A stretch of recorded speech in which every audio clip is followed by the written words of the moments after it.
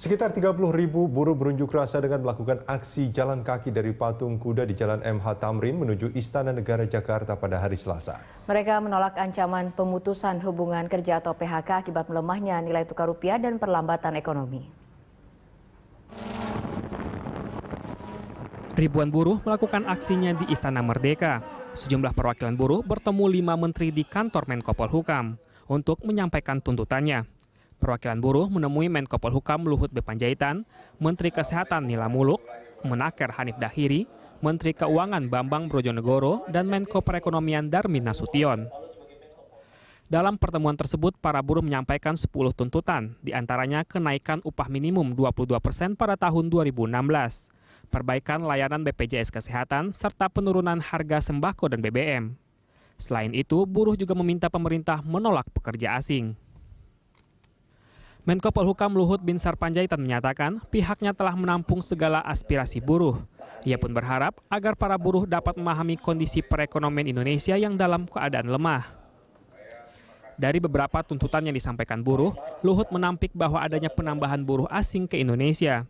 Ia menegaskan bahwa jumlah buruh asing menurun hingga 54.000 orang dibandingkan tahun 2010 yang mencapai 76.000 orang.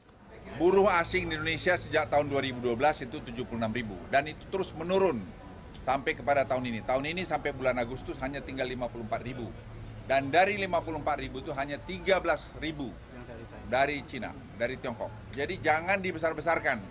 Nah ini kadang-kadang kita mengeksaggerate atau membesar-besarkan dengan data yang tidak benar. Menko Polhukam Luhut Panjaitan berjanji pemerintah akan terus berupaya memenuhi tuntutan buruh. Dari hasil pertemuan dengan serikat pekerja, disebutnya pemerintah dan buruh telah menemui kesepahaman.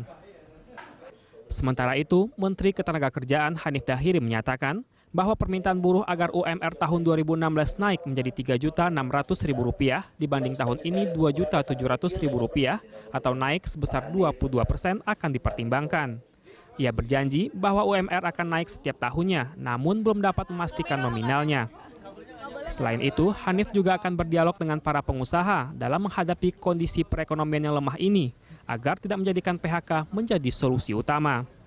Ia mengupayakan agar dilakukan langkah lain agar buruh tetap bekerja dan PHK menjadi pilihan terakhir bagi perusahaan dalam melakukan efisiensi.